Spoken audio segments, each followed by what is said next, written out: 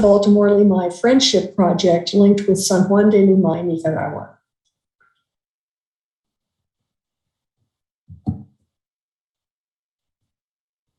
And I am Madeline McClure, a National Co-Coordinator at Alliance for Global Justice. Special thanks to Deborah Gonzalez of Alliance for Global Justice, who is providing our technical support today.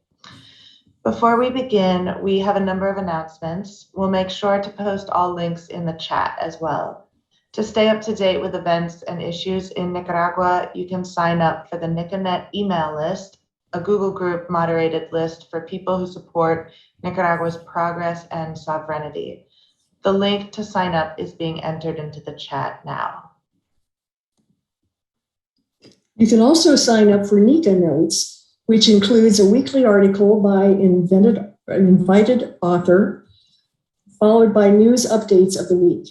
Sign up at the Alliance for Global Justice website, afgj.org. Several ebooks about Nicaragua are also available at the same website, afgj.org, and they're free in English and Spanish, and they're downloadable in several formats. The ebooks cover topics such as the attempted coup of 2018, events in Nicaragua in 2019, disinformation about Nicaragua, and Nicaragua's indigenous peoples. We strongly urge you to contact your congressional representative, and if you already did so a while ago, please do it again, telling them you are opposed to the Renacer Act. This bill would impose punitive and coercive measures on Nicaragua in an attempt to influence the outcome of elections coming up in November. There's a lot of information at the AFGJ site with an easy script and email form. The link is in the chat now.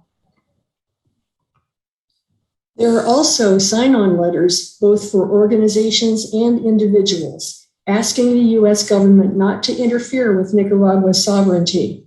You can sign these at afgj.org, and we will also post the links in the chat. Please share these sign-on letters widely with your organizations, with news outlets, and members of Congress.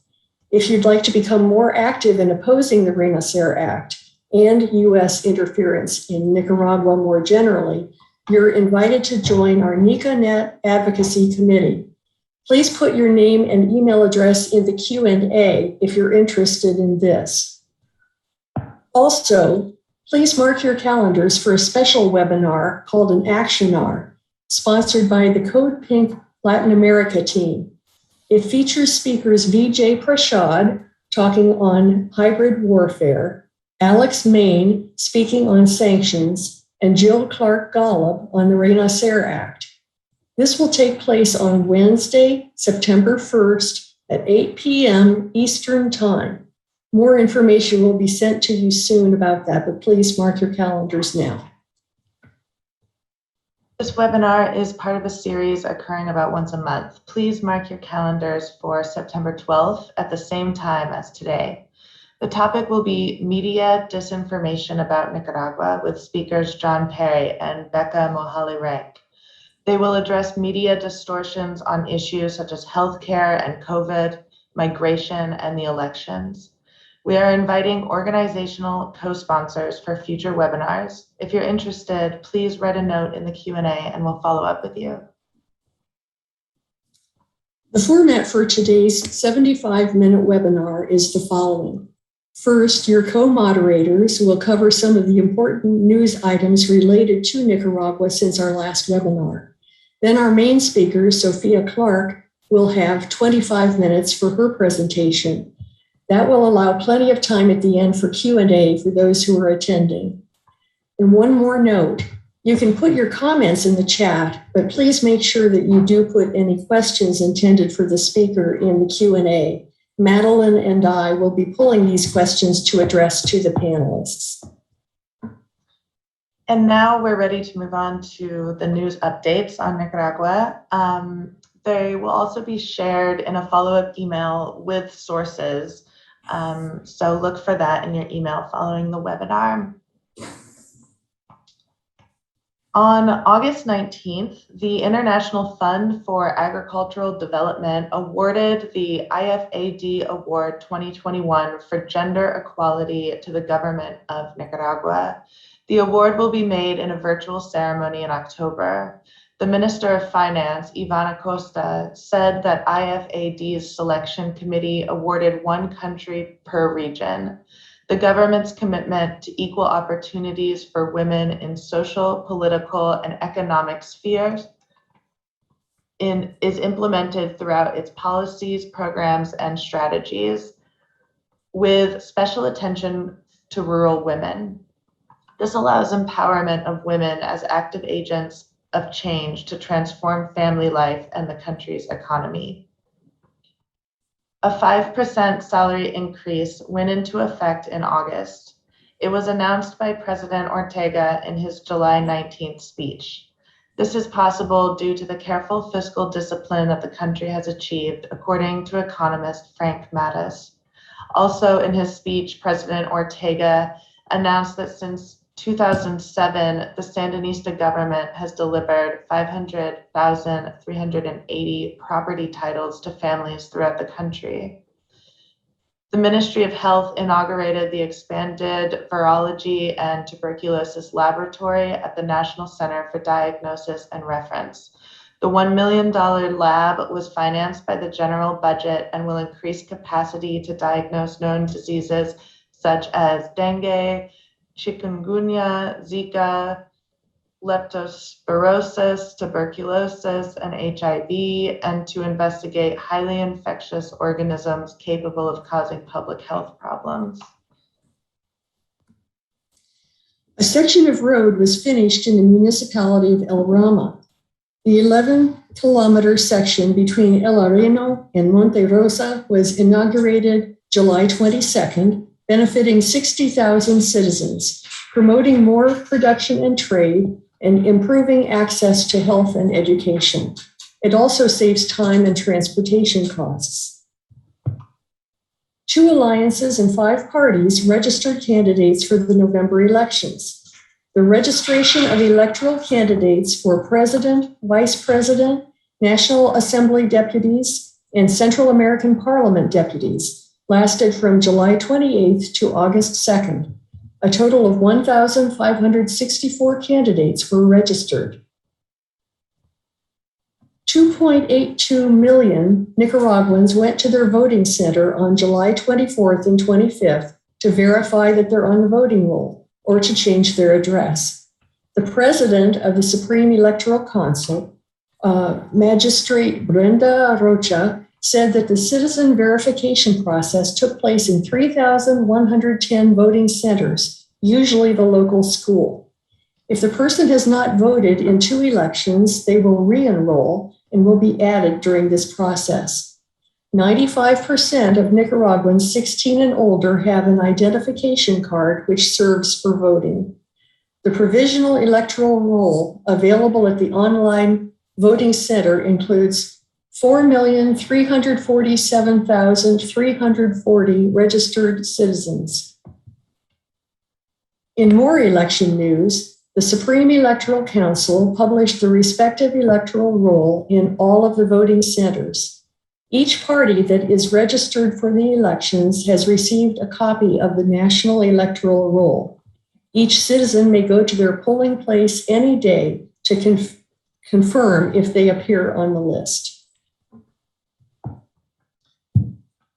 66.7% of registered voters are predisposed to vote for the FSLN in the November elections, according to the opinion poll by M&R Consultores announced on August 17th.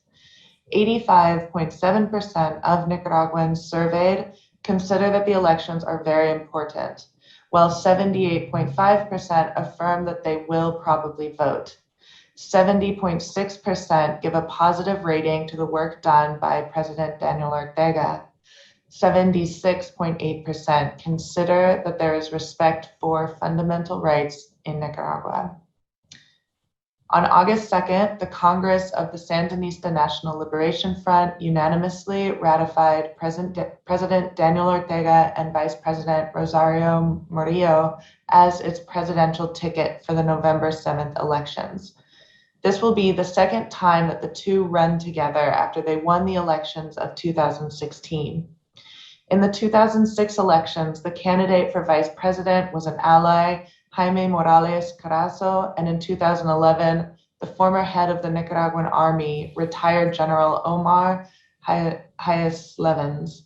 The party Congress also approved the government program for the period of 2022 to 2026, focused on reducing poverty and creating more well-being for the population.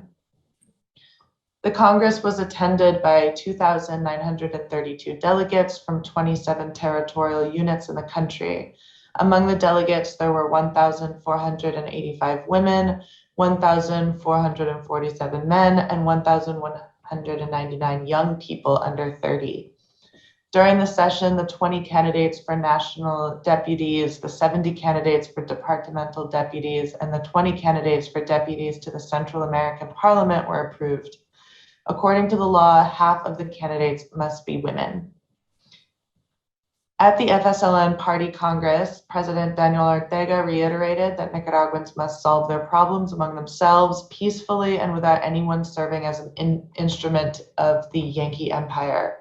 The president repeated that his government will not allow violence and death like in 2018 again, nor will foreign interference in the international affairs be tolerated.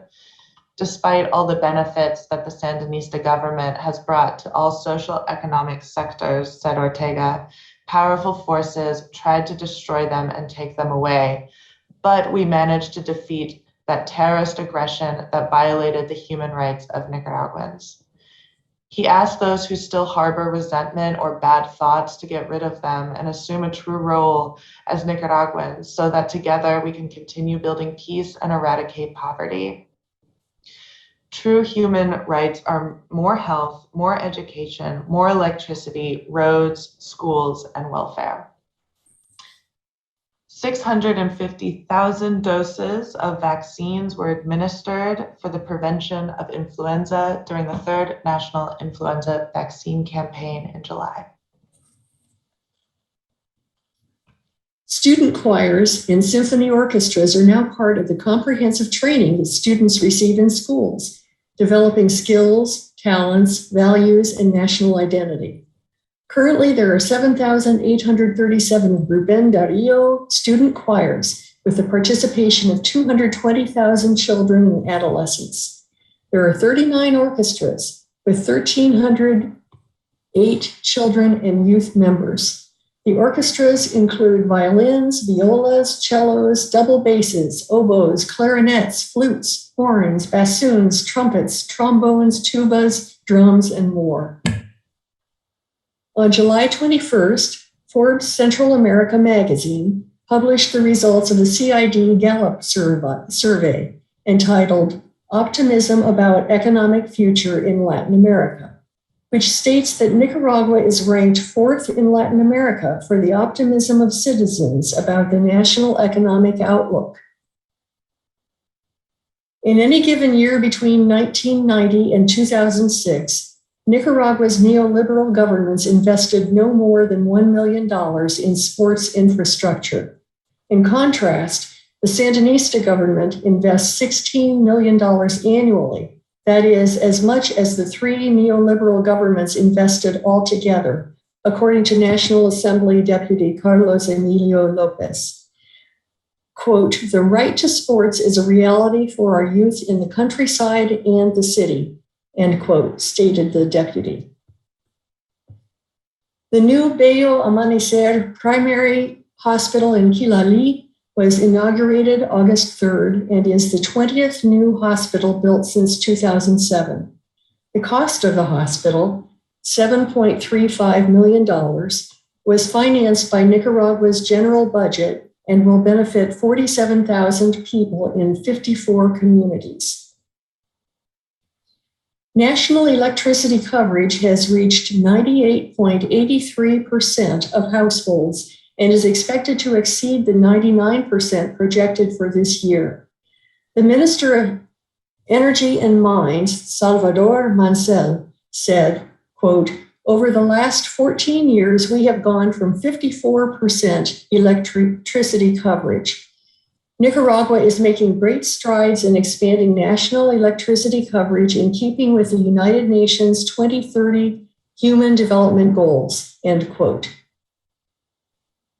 A $40 million loan agreement was approved with the Central American Bank for economic integration to modernize the Center for Electricity Dispatch of the Bluefield substation, ensuring a stable supply of electricity for 70,000 inhabitants.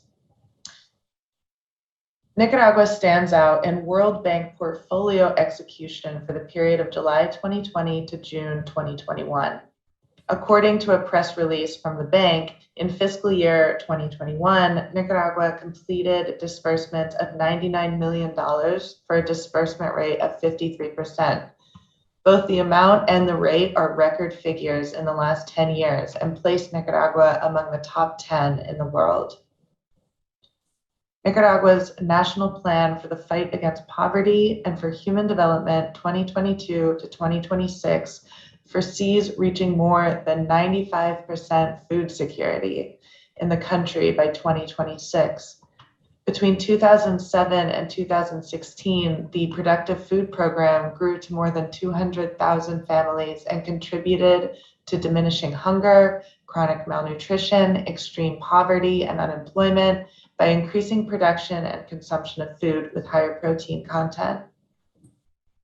On August 6th, the Nicaraguan Solidarity ship Agosto C. Sandino arrived at the port of Mariel with an important food shipment for the Cuban people that will contribute to alleviate the difficult situation generated by the COVID-19 pandemic and the tightening of the US blockade against the island.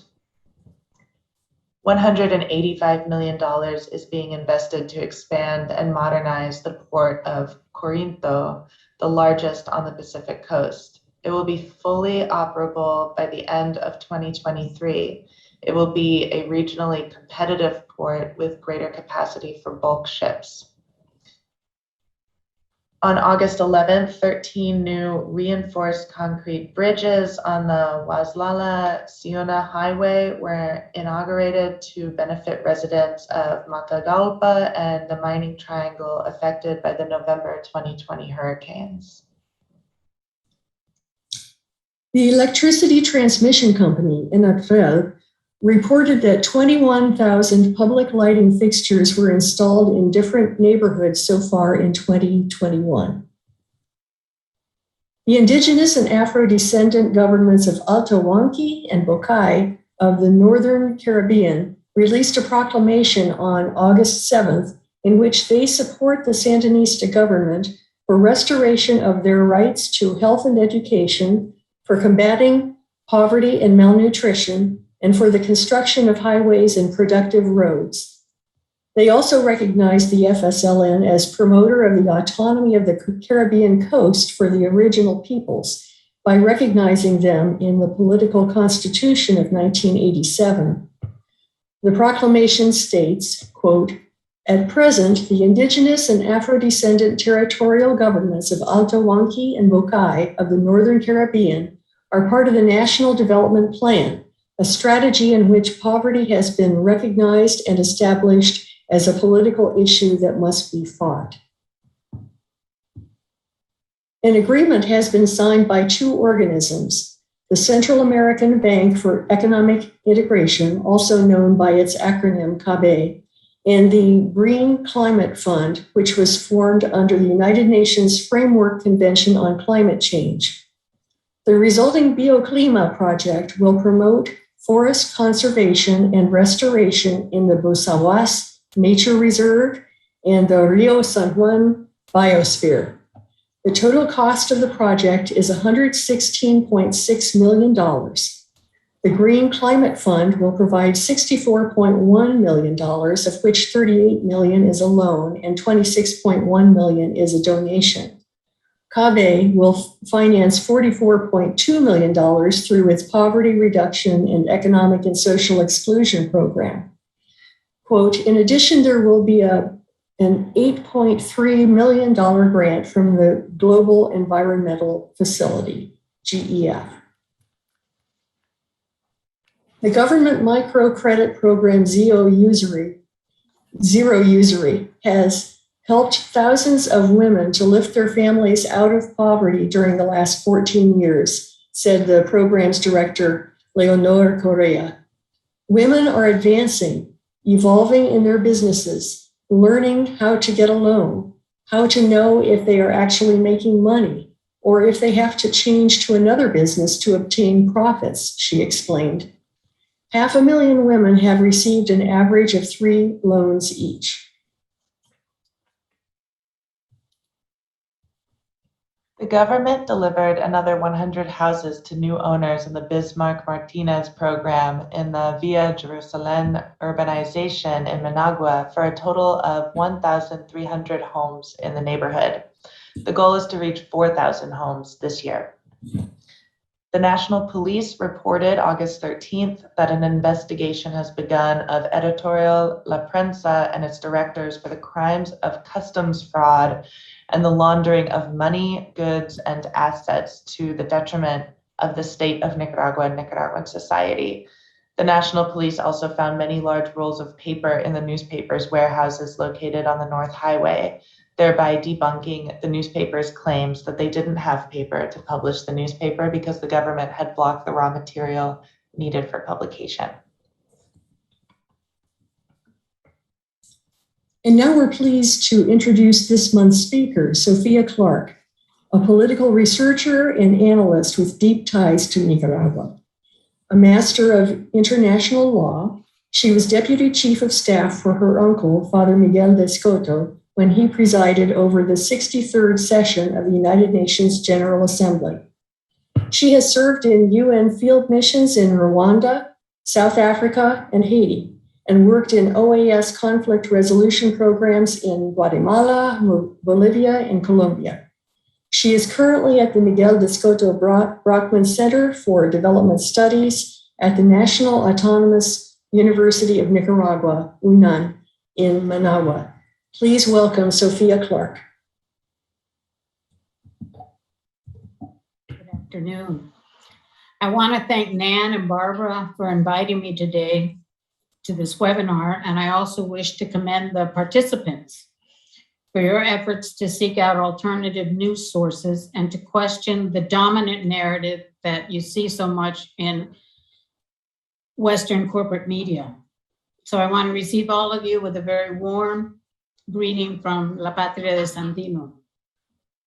I also want to say that I did prepare a PowerPoint presentation, as I told Barbara, but when I reached slide 40, I decided that that was a no-go, that would be incredibly boring. So I would like to make a few basic points and then be open for questions, and I will do my best to manage the time well. One of the first things I want to do is to put a little bit of an historical context into the elections. And I know that people don't want to always hash over. They go, oh, they go back. Let's talk about what's happening now. You need to know what happened. In 1994, you had the first democratic elections in contemporary Nicaraguan history and basically in Nicaragua's history, period. Okay? And it was a decision that was done under the leadership of the FSLN. You have to understand what it meant for a revolutionary government that had come in through armed struggle to make a decision to accept elections. The government had accepted elections and had announced in 1980 that it would hold general elections in 1985. As part of the Contadora process and part of the 21 objectives, Nicaragua moved forward the elections and held them in November of 1984. What was unusual about those elections is, the US has a habit, particularly when the FSLN is ahead in the polls, of always putting emphasis on who's not participating in the election. And so there was a lot of talk back then about questioning the legitimacy of the elections if the Coordinadora and their candidate Arturo Cruz did not participate. So they began to say that they were a sham. And I think that people too readily forget that the Sandinistas won by a large majority in the midst of a Contra war. And you have to remember that during this time when the campaign started, they put the US battleship Iowa off the coast of Central America. You began at the very end, right before we were getting ready for the voting, the supersonic booms that were flying over Nicaragua, the psychological warfare that was done off of Nicaragua. I think it's good to remember those kinds of things. And still, the opposition got 32% of the vote. So the idea that it was a patsy and that it all went to the frente, it didn't happen. And observers in general gave good reporting about the overall. Their appraisals were that it had been a good election.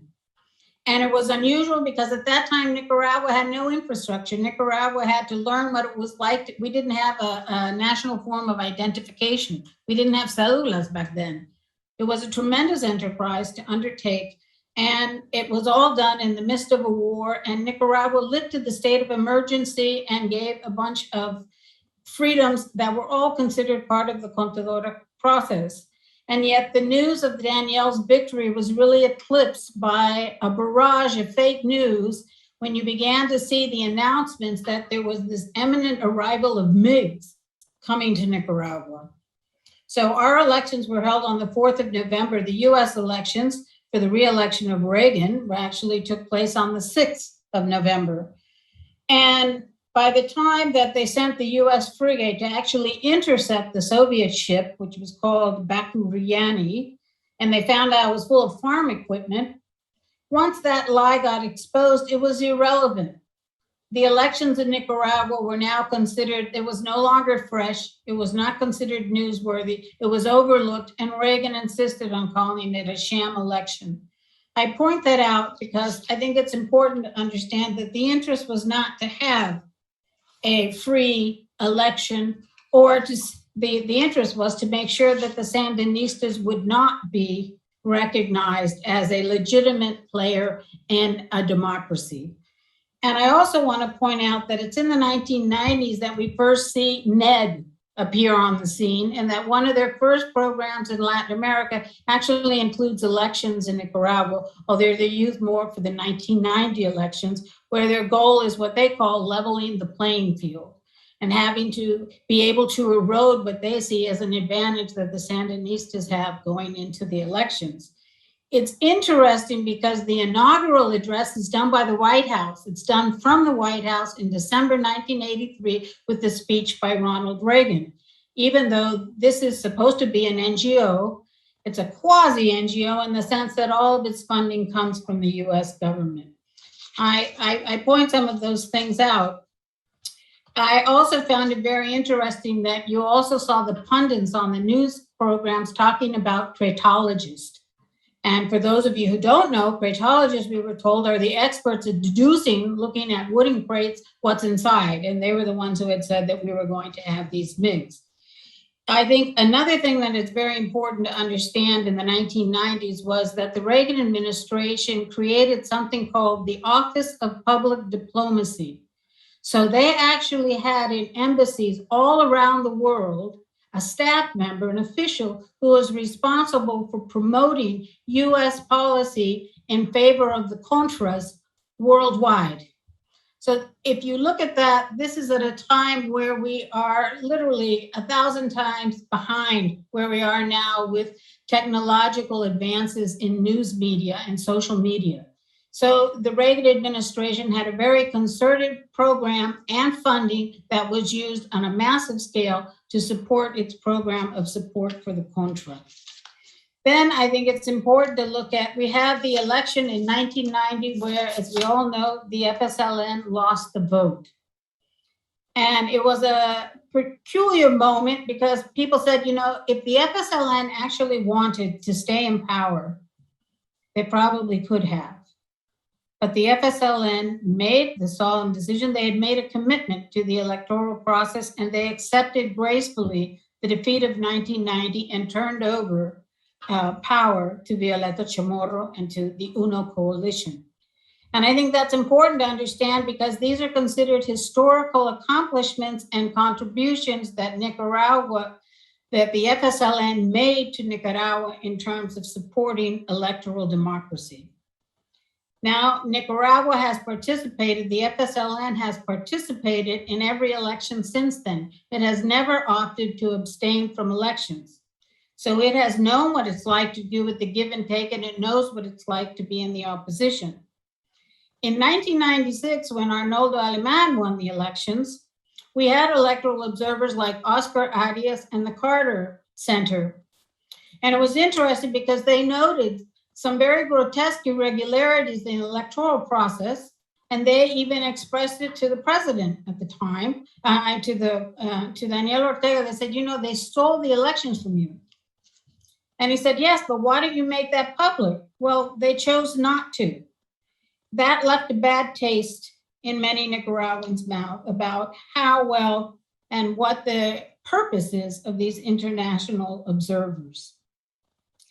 I also want to underscore that every election since 1990, including the 1990 election, has been more about electing anyone who can defeat the FSLN than it has been about actually presenting a viable political option.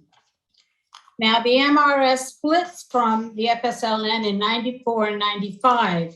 That had important ramifications because you began to see a use, they eventually became open to US funding. And it opened the way for the US to finance what it would then describe as the legitimate opposition in Nicaragua. I point all of this out because I want you to see that the current elections taking place in Nicaragua right now are not taking place in a vacuum. The government is aware of the recent events in our own country. And what do I mean by that? We understand the massive influx of criminal gangs that came from El Salvador and Honduras, and the widespread violence that occurred during the regime change efforts, the push of 2018. We've also seen the recent cross-border attacks and maritime attacks launched from Colombian territory by mercenaries against the government of Venezuela. And we've even seen failed assassination attempts against President Maduro. We have seen also the political assassination by Colombian mercenaries, ostensibly with US support, that has resulted in the assassination, both the torture and the assassination of the president of Haiti, which was more than anything meant, one, to delay elections, and two, to prevent the left from assuming power in Haiti. We've also seen a succession of coups, military coups, and regime change efforts since the Honduran coup in 2009. And we have seen the shameful behavior of the OAS in the recent elections that were held in Bolivia in 2019 and actually were part of an operation that permitted the regime change efforts or the coup, whatever you want to call it. It was certainly a violent regime change operation. It led to massive human rights violations, and the OAS was complicit in that plan. Now, I'd like to make a little aside, because I've been an electoral observer in many elections. I've been an electoral observer by the OAS in Haiti at different points of time, a UN electoral observer in South Africa, a UN electoral observer in Guatemala, and I've also participated with OAS electoral observations in Guatemala, in Bolivia, and in other countries.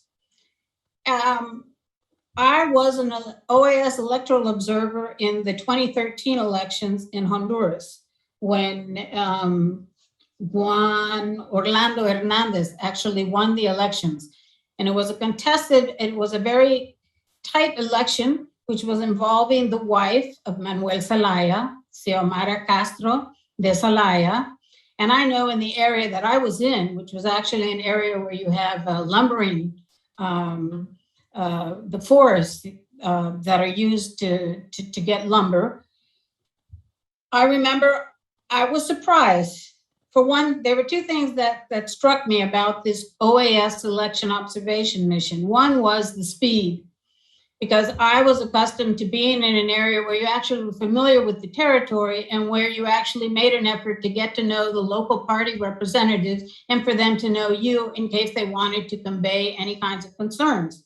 We didn't spend 48 hours in place. In fact, we were ordered to withdraw from the territory by 7 o'clock in the morning.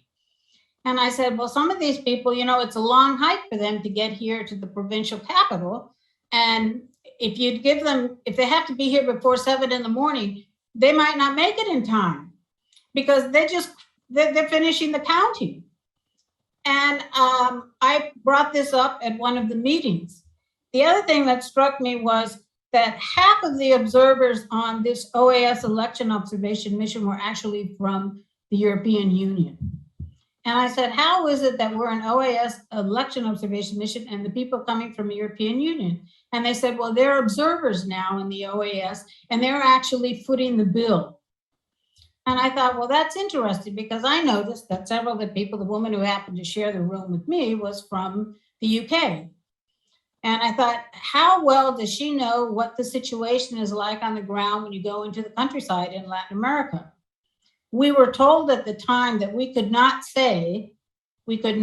suggest that there had been any tampering or any vote buying, unless we personally witnessed someone paying somebody in cash, if we were eyewitnesses to them paying someone in cash.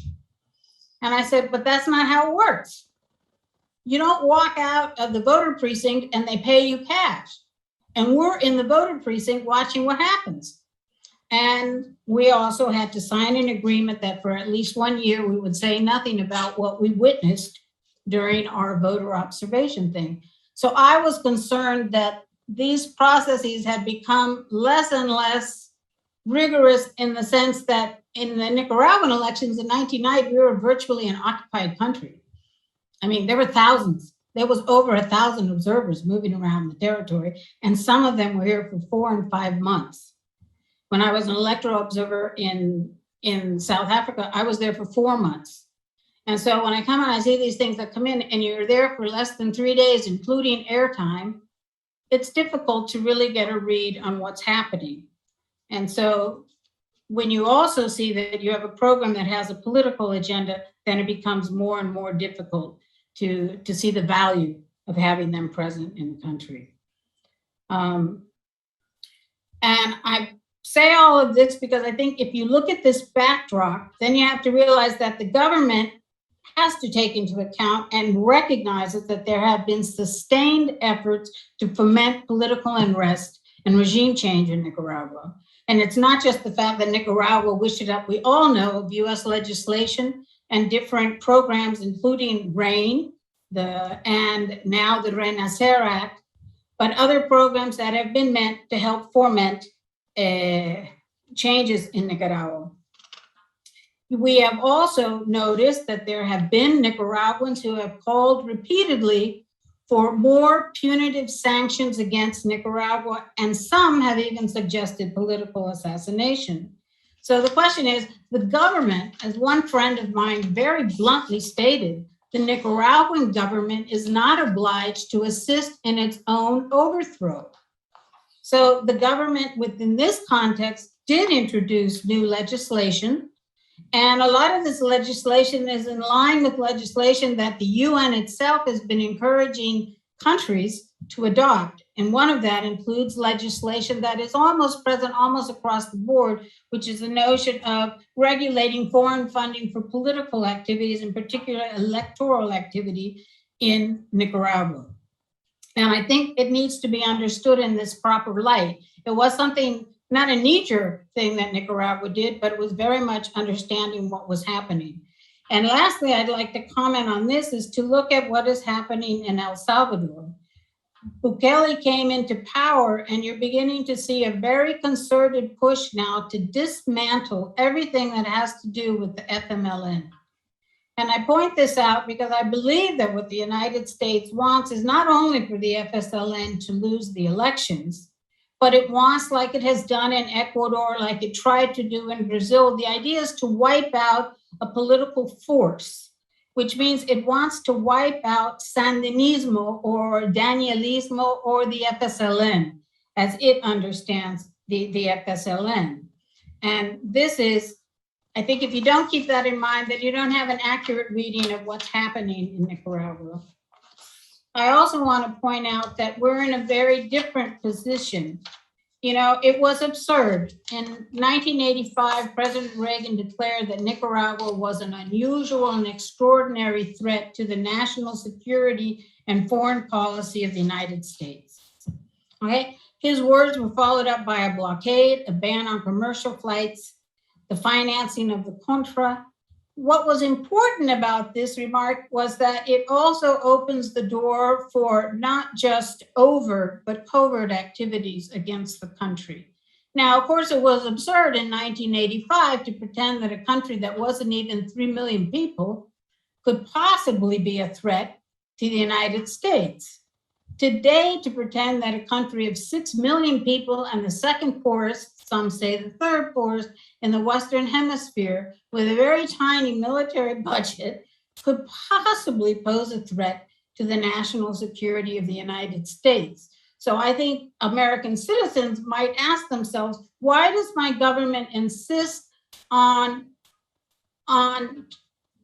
classifying Nicaragua as a national threat, as a threat to its national security? And this is something that was enacted under Trump, but it has been carried out by Biden, and by all looks, it's going to actually be intensified in the sense that we expect that they're going to be pushing, as they push for the Renacer, for more punitive actions against Nicaragua. And I call them punitive actions because this word that the US uses as sanctions, they're actually unilateral, coercive measures meant to dictate the terms of how a government can choose its own society that it wants to live in and what kind of development policies it wants to do. And at the beginning of this program, you highlighted many of the improvements that the Nicaraguan government is working on, which is meant to be an inclusive development model where all sectors, ethnicities, gender, and the entire geographical regions are being incorporated into a project which includes connectivity, access to electricity, it includes access to drinking water, it includes access to sewage, it includes protection against climate change, it includes food sovereignty, it includes building 20-something hospitals, and I'm talking about from 2007, I'm not talking about over the entire history. This is a tremendous achievement for a country that is so poor. And I think it also underscores the fact that in the West, generally speaking, you have a way of emphasizing, and there's a wonderful Indian author who wrote an article called US Exceptionalism Surges Again, Will It Fly? And he talks about the fact that this human rights toolkit is actually universally applicable to every country around the world, including the United States, and that every country on earth, including the United States, has problems with democracy and human rights. Who doesn't? Okay, and he points out, why is it that the average Black American lives 6 years less than the fellow white countrymen? Why do Black Americans get locked up in jail in larger number than whites? Okay, but he also talks about the Western concept of human rights, which narrowly focuses on freedom of speech or religion and democratic elections. And I'm not saying that these are not important. Obviously, these are important aspects, but he goes, they tend to overlook that the basic right for the bulk of humanity is about living and development.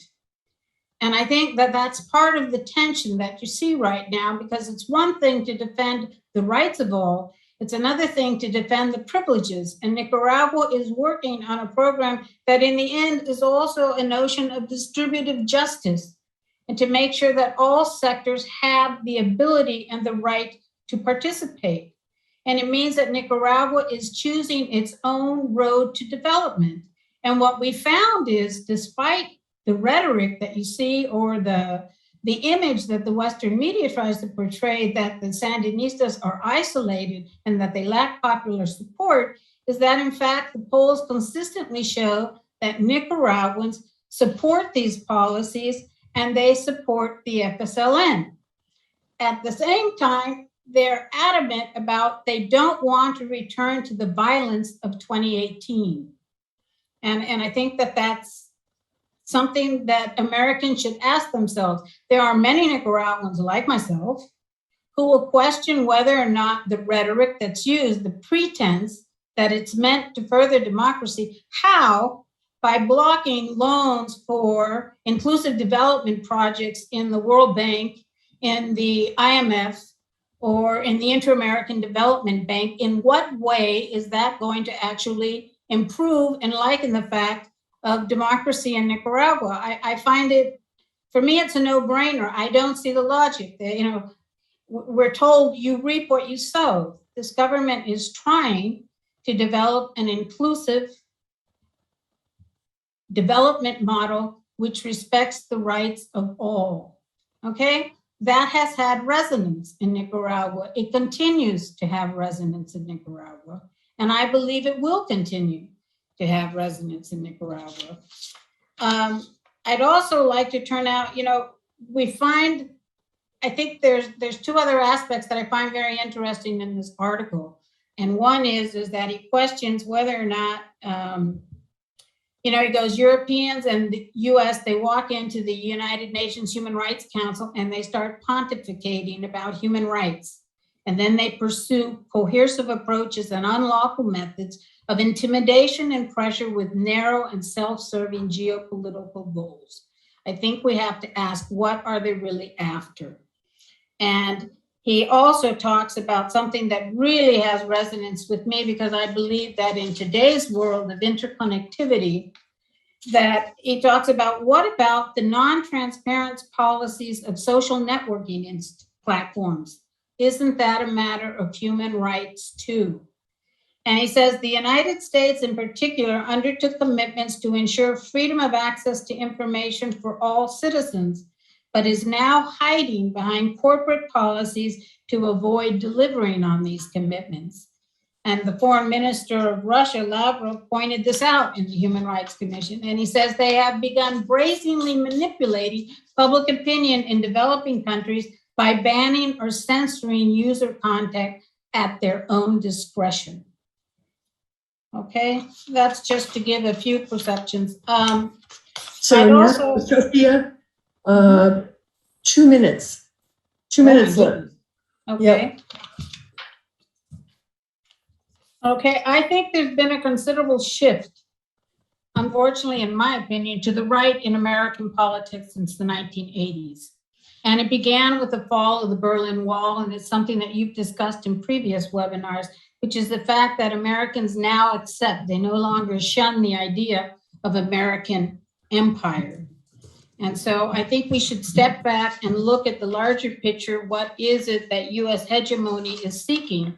And part of our problem is because they view us, because we have friendly relations with Russia, they pretend that we're a threat to the security of the United States. Just to go into the elections themselves, I want to point out a few things. The creation of the new Supreme Electoral Council, it's unprecedented. We created a broad-based political, ethnic, geographical, and gender representation in this new Supreme Electoral Council.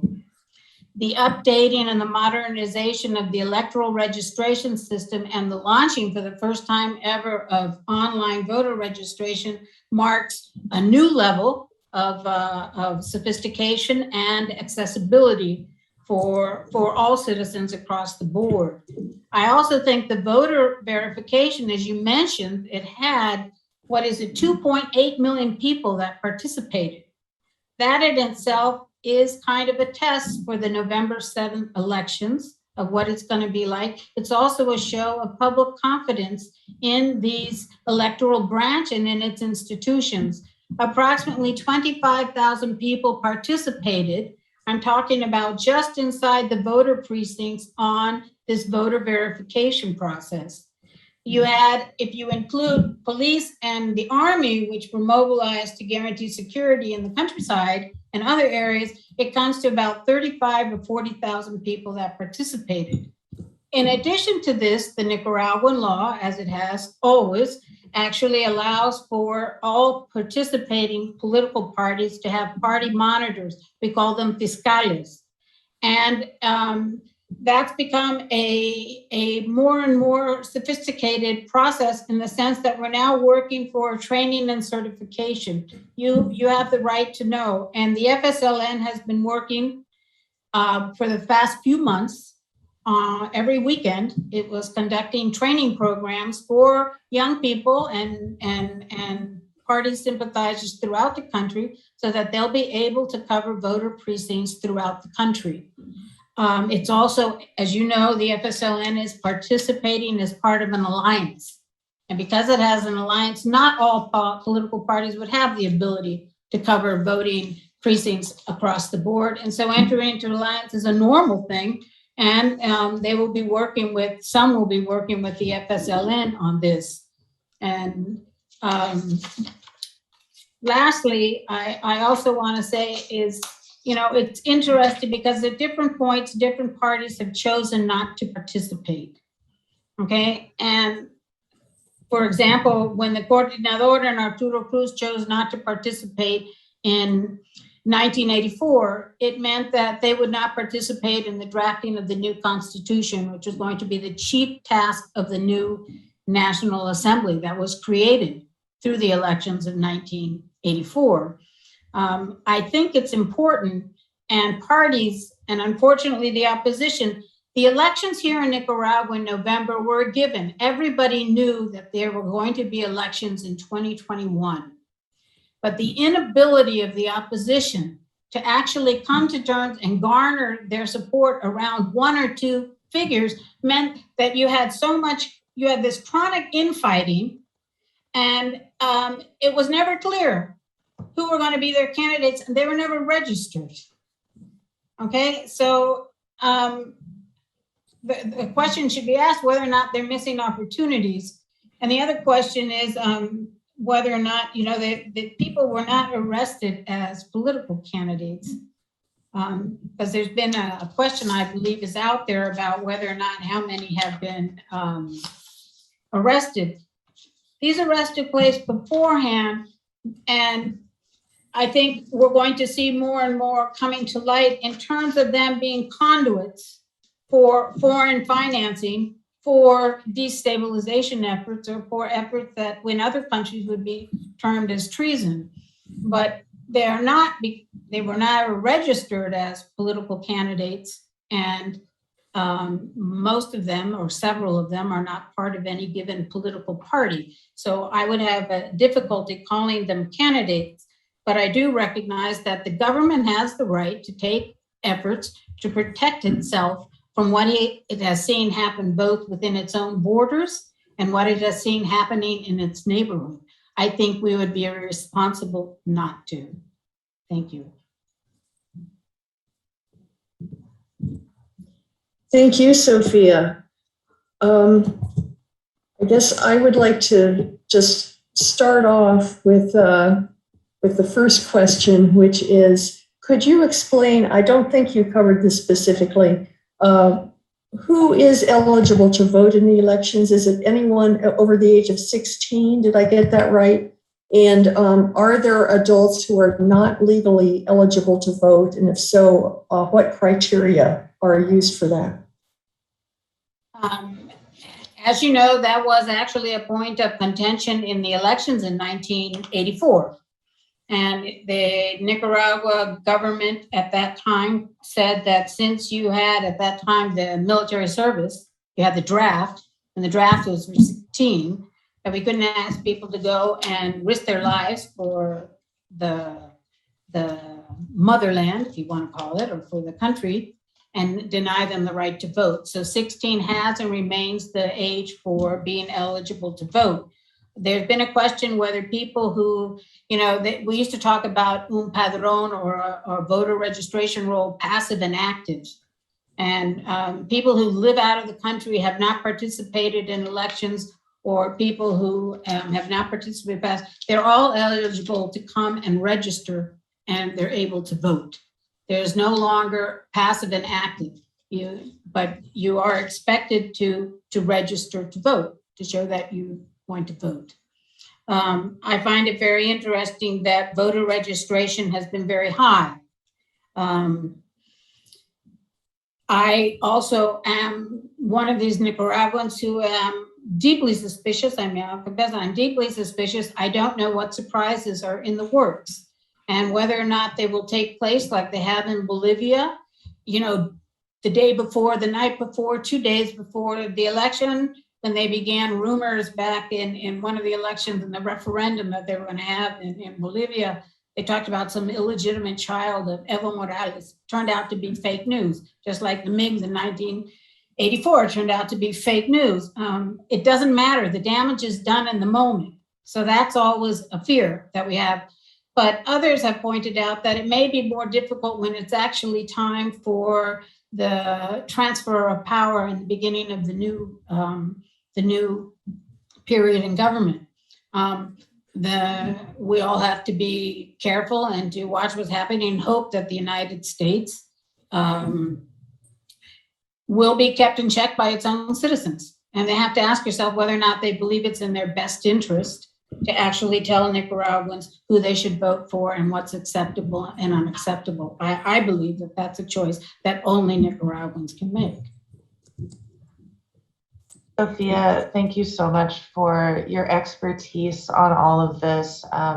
This, as someone mentioned in the chat, just provides really integral context to what's going on that we never see in mainstream media. So thank you for your talk. Also, thank you for all of the really wonderful questions that are in the Q&A and the rich conversation happening in the chat about NGOs and the National Endowment for Democracy and questions about what's going on there. I really appreciated a question in the Q&A from Helen, who asked, is the US likely to try to throw Nicaragua out of the CAFTA, the Central American Free Trade Agreement? What would the mechanism be for this to happen? If you're asking me if I think that's a possibility, I definitely think that's a possibility. And in fact, I might even go far enough to say it's probably a probability. But in terms of what the actual mechanism is, I'm sorry, I don't know. I don't know how exactly that works. I could just add one sentence about that. I know that there is a bill in Congress right now to do exactly that. I'm not sure whether it's gone anywhere yet.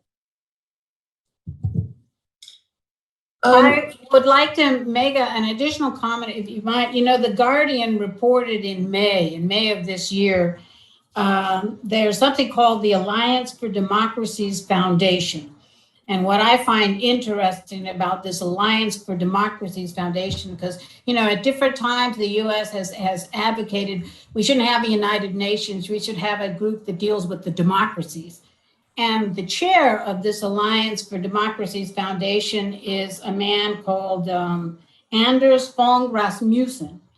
Some of you will remember his name because he was a prime minister of Denmark, but more recently, he was actually the Secretary General of NATO. And what I find interesting about this thing is that it came out with a rather unusual finding, which said that nearly half of the respondents, they did a poll in March and April in 53 countries with over 50,000 respondents. And it showed that nearly half, 44% of the respondents surveyed are concerned that the US threatens democracy in their country. They said fear of Chinese influence was, by contrast, 38%, and fear of Russian influence was the lowest at 28%. Now, I found it interesting because it was done in the so-called at least quasi-democratic countries and by an alliance that viewed itself, the G7 and the United States, certainly the European Union, as the big leaders of democracy around the world, and yet they were called into question. And consistently across the board, countries and respondents said that they thought inequality and big tech companies constituted the biggest threats to democracy around the globe. Wow. Sophia, could you say something, amplify on this question a bit? What procedures is the Supreme Electoral Council putting into place to assure that all votes are counted accurately and in a manner that satisfies all the various participating parties and prevents cheating? I'm sure they're working hard on these procedures, and you may know something more about that.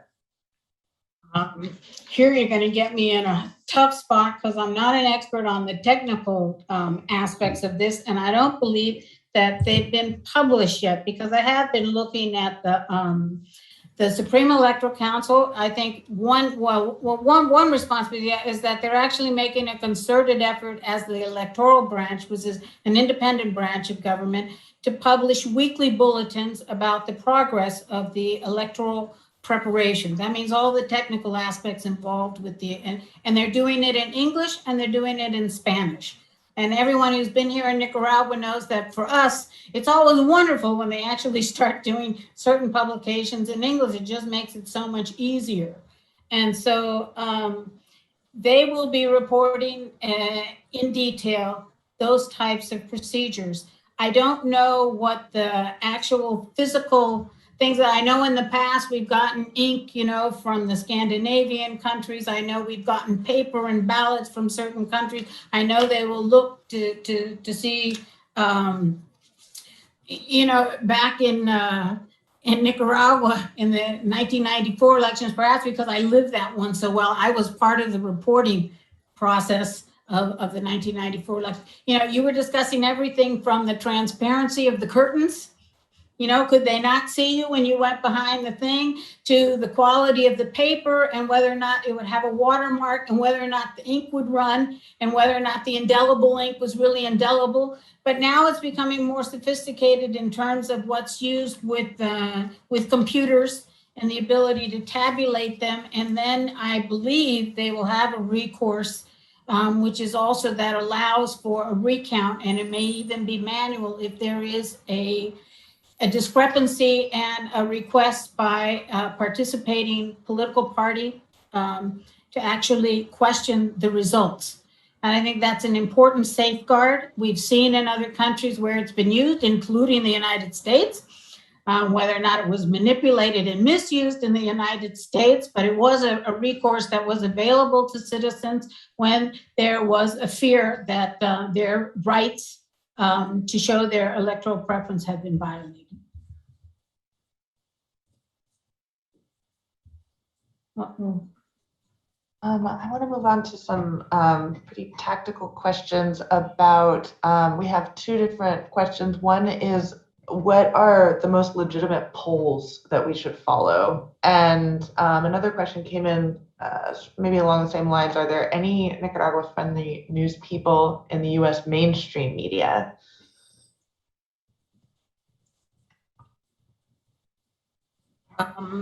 I would suggest that the organizers help to compile some of the websites that I think are useful for trying to find some alternative sources in news.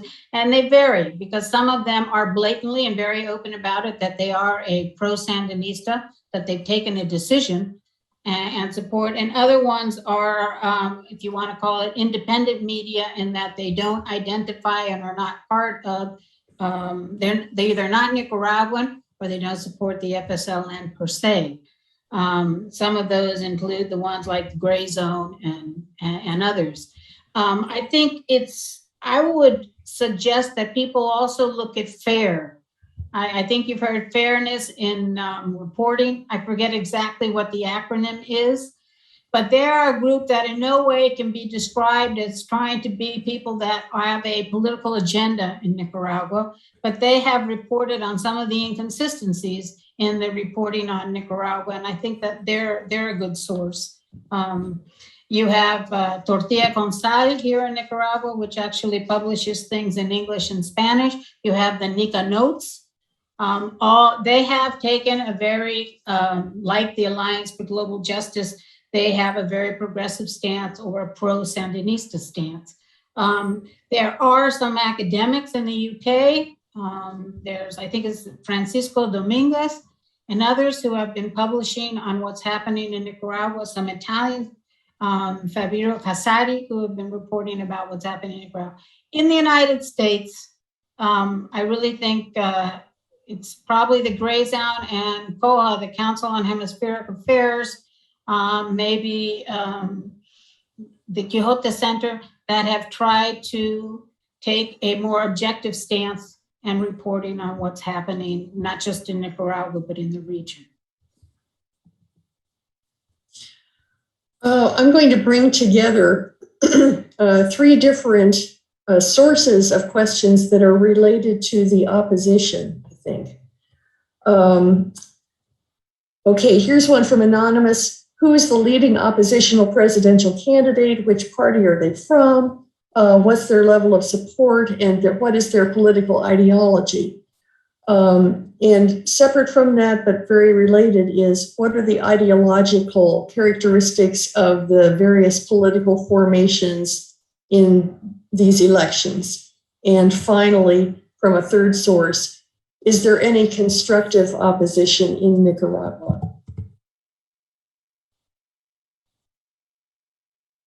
Okay, that's a complex question. It's difficult, I would say, because there are people who feel that people that are not strictly affiliated with a given political party are actually leaders of the political opposition. And to say that they are figures in the political opposition is true. And just the case in point, I think the United States was entertaining, the idea is the American ambassador here has had several meetings and he's chided the Nicaraguan opposition for not being able to come together and present a unified front to confront the Sandinistas, which is why I believe their tactic now is going to be to delegitimize, to discredit the electoral process and to demonize further and further Daniel Ortega and Rosario Murillo. But I think there were some who may have hoped that they could have used someone like a Claudia Chamorro to be a conduit to do like her mother did in the 1990s. She was put there as a figurehead, and she was viewed as someone, because of her husband, that she would have an appeal to a broad range of voters. Well, she was known very clearly as the American favorite. And I think the sense was voting for her meant an end to the US would cease its aggression against Nicaragua and the Contra War would come to an end, which is why many times people say, was it really a free election? Wasn't there coercion? The thing about Claudia Chamorro is, and I will say it very blatantly, I think that the Chamorro Foundation has been a major conduit for sending funds to different groups that were involved in the 2018 activities, but even for efforts now, and that's being investigated. They are required by law to give a reporting on what foreign funding they get and what it gets used for. And they had not complied with that law.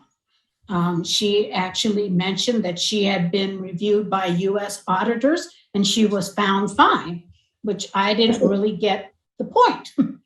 It's Christiana. Yeah, Christiana said that. She said that the US auditors had checked them out and found her to be okay.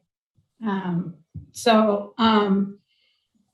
what do they represent? It's hard to say for her because she has not had such a public profile as certain other people that are actually being held in detention right now. And you have people that are involved with the Liberal Party in Nicaragua. You have the Partido Constitucionalista, the Partido Liberal Constitucionalista. You have certain Christian parties.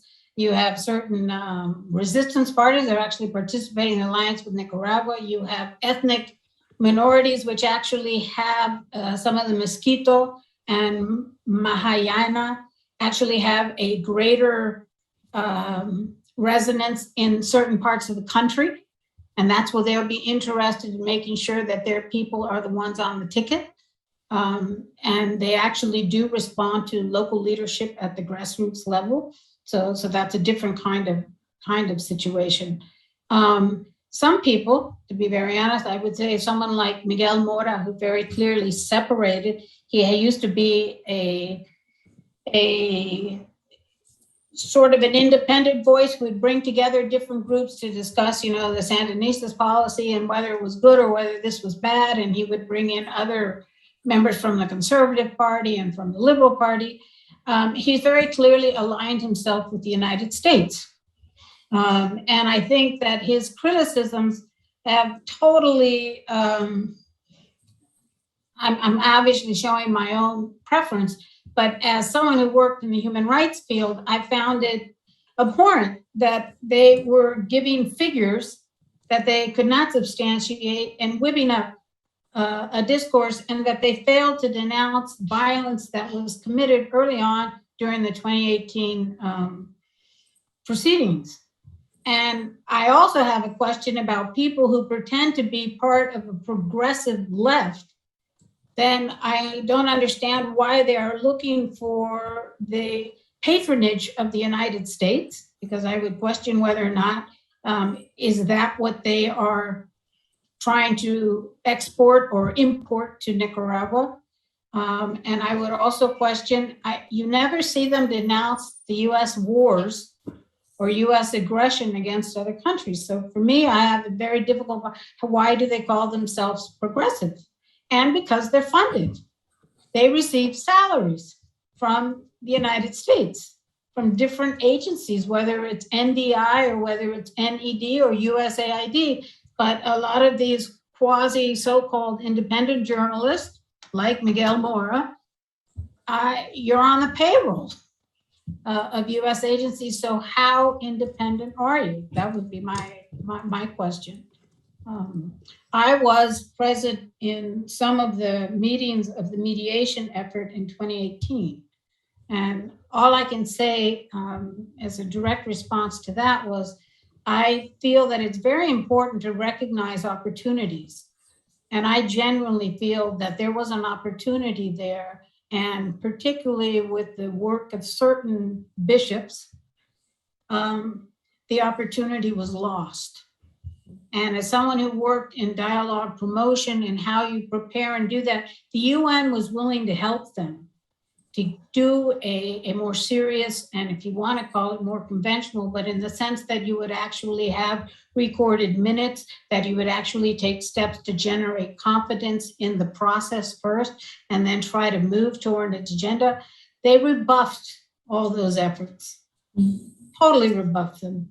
And they tried to be both mediator, supposed mediator, and at the same time, the promoters for the opposition. And then they set up that state that, the American ambassador at the time, Laura Dogu, she had been working with young people and helping young people to get access to new technologies. Very clearly, they were working on a platform to be able to use social media to generate a response, a massive response in Nicaragua. And that was very clearly done in 2018. But they used also that network of quote unquote independent journalists to help spread that news. And we've had other speakers who have spoken to the fact that within 24 hours, you had over 1 million, postings on social media, and actually went up to like 3 million within the space of 48 hours. That was not, and the fact that they were usually paid advertisements that got repeated and carried and went viral.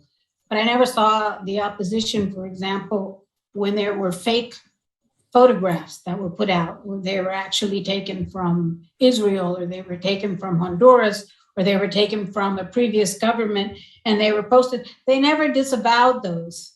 And I also feel that you have to look at the very first incidents of the first deaths that occurred in 2018 included a police officer.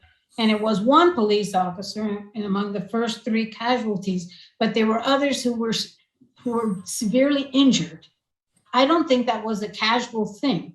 And if you think that up until 2018, that is up until 2017, Nicaragua had the lowest homicide rates in the world. Nicaragua's economy was developing at over 4% growth rate per year.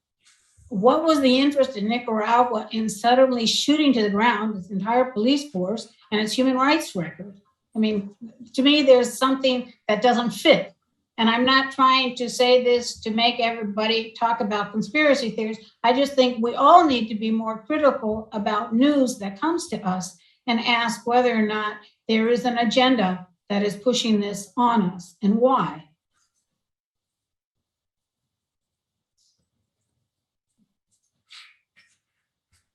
Well, we have exceeded our time. There are still many other questions here, and I'm not sure, Madeline, what do you think? Should we try to extend by a very few more minutes if people can hang in, or? Yeah, and definitely some of these questions will be followed up in an email.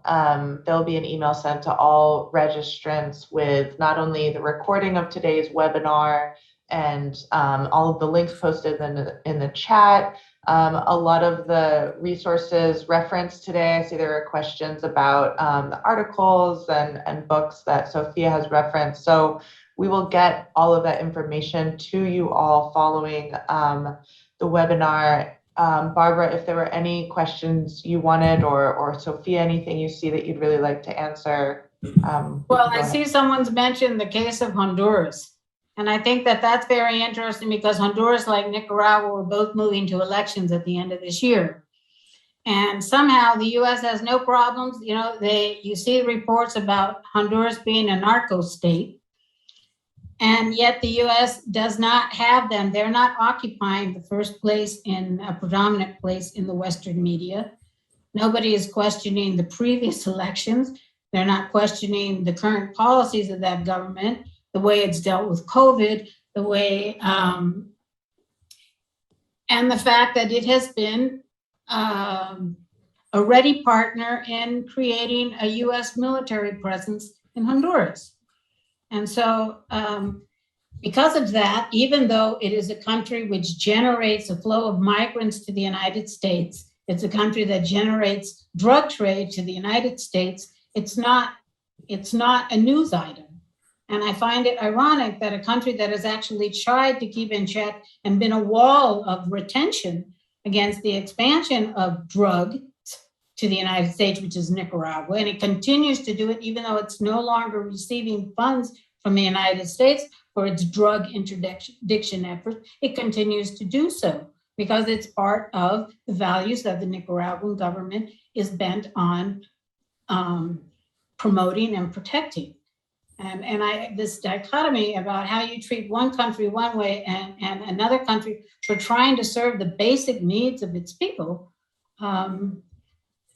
it's incredible to me that that's projected as though we're doing something criminal. Okay, I'm going to ask 2 questions. One is a very quick question, and then the second is more substantive. Could you please repeat the name of the author that you mentioned in the course of your presentation? That's the quick question.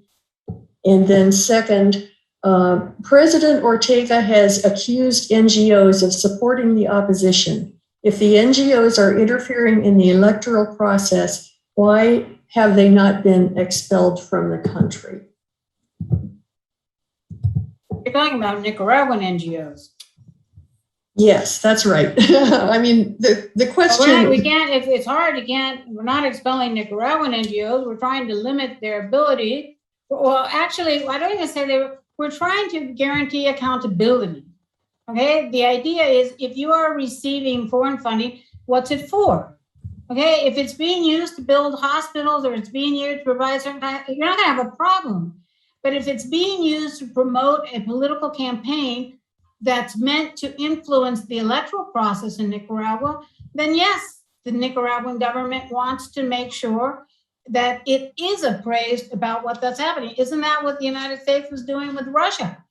So Nicaraguan government saying the same thing. You're going to use that to influence the electoral process here, then we have the right to know, because that's forbidden here. It's forbidden in most of the European countries. It's forbidden in most of the Latin American countries. It's forbidden in Costa Rica. It's forbidden here. Now, the fact that we have people who are trying to do it very clearly may make it a little bit different than some of these other countries that I've mentioned. But here, they are.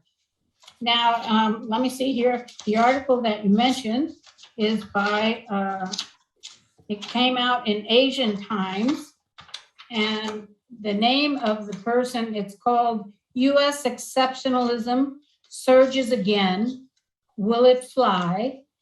And it's by M.K., and then you spell his last name, Bhad, B-H-A-D, R-A-K-U-M-A-R. But I will send you the link and the article as soon as we hang up. Okay, but I find that a very interesting article, and I also find the one that came out in The Guardian of all places, which we know has not been particularly sympathetic to Nicaragua. They're the ones that actually published the article about countries seeing the United States as a greater threat to democracy than China and Russia.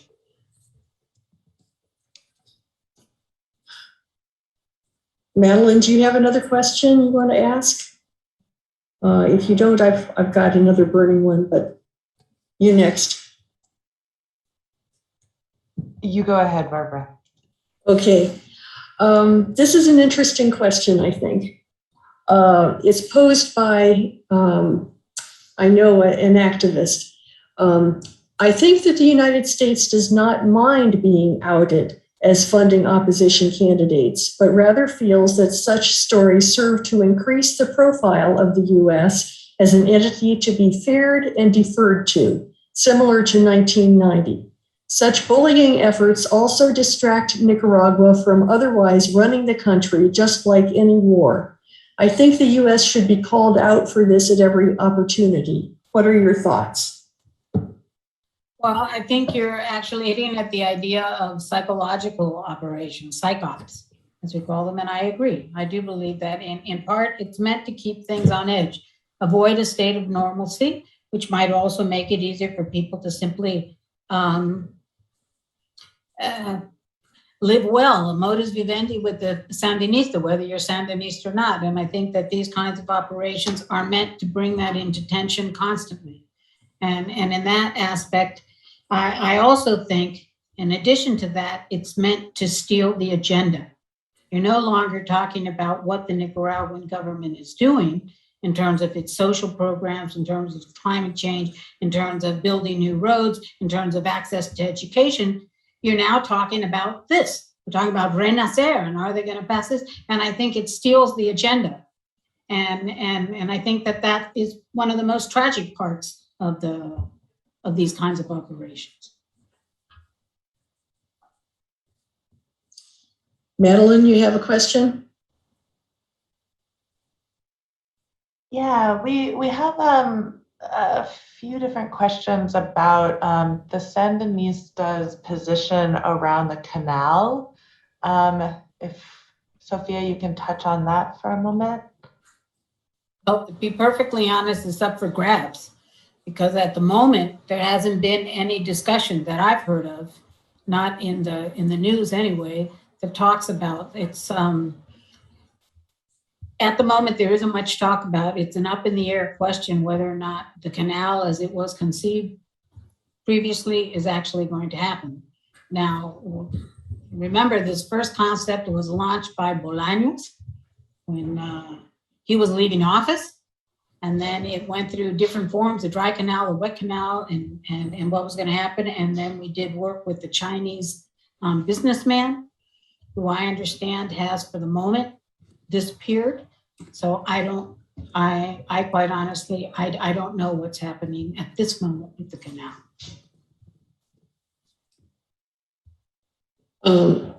Okay, I saw a question here that I think is, it's very on topic, so maybe we should end with this one if it's okay. What does the US government have to gain now from discrediting the elections in Nicaragua? I understand that this person is asking, I understand that Venezuela has a lot of oil and a strong legacy of helping poor people and all the work done by the Chavistas. I'm wondering how the war with the Contras relates to US policy now. Well, it's interesting because some of the architects of the Contra policy, including people like Thomas Enders and John Bolton and even Otto Wright, have reappeared in more recent administrations. So I would say that those people haven't disappeared from the scene. I do think that the United States, as it's begin to take on I think there's two things that are going on here quickly. One is, I think that the United States is losing hegemony worldwide. It's slipping in terms of its ranking of wanting to be the geopolitical force, the unipolar, and the military, the strongest and the greatest country on earth. So the American empire is no longer a given. There are now other people that are playing. The board has been expanded, and the United States, I think because of that, the United States is paying more attention now to its own, if you want to call it, its own neck of the woods, because it's been involved in the Middle East. It's been involved, you've had the war in Afghanistan, you've had the war in Iraq. Now it's beginning to look geopolitically, they're at a disadvantage. Before, this isolation of the United States meant that it was pretty much safe from attack. But now it also means that if it wants to have access to markets, that it's seeing that countries that have land borders, so you're seeing that China, North and South Korea, India, West Germany, Russia, they all want to be connected and they want their economies to be connected.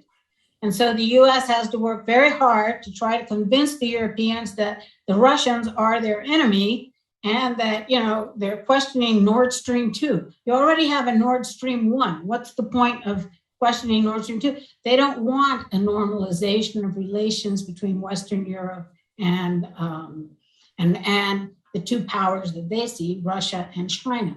And I think because of that and the fact that they're now becoming players in our neck of the woods, that the United States has actually had very aggressive policies against what it's calling the troika of tyranny, because Venezuela, Cuba, and Nicaragua all have friendly relations with Russia. We don't have relations really with the People's Republic of China. Our relations have been with Taiwan. And continue to be. We've gotten help from COVID, not from the United States, or very little from the United States.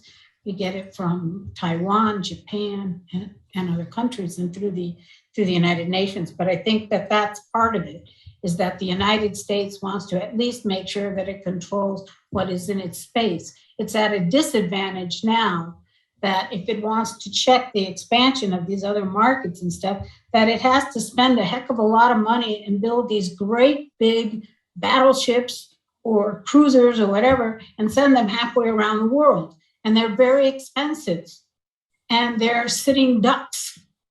And so I think that we're seeing very important changes in the geopolitical, of the geopolitics of our world right now. And it's also beginning to not just be limited to our world, it's also going into outer space, into other frontiers.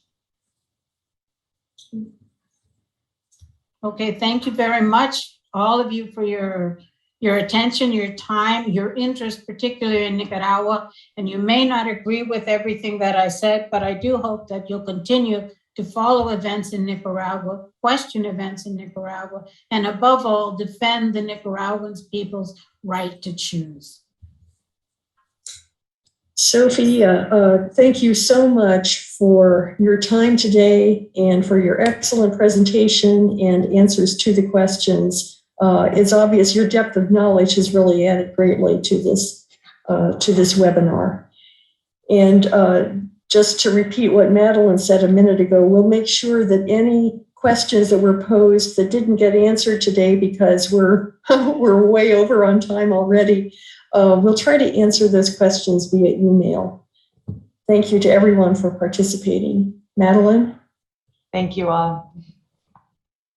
Okay. Thanks again to Deborah also. Bye for now. Recording stopped.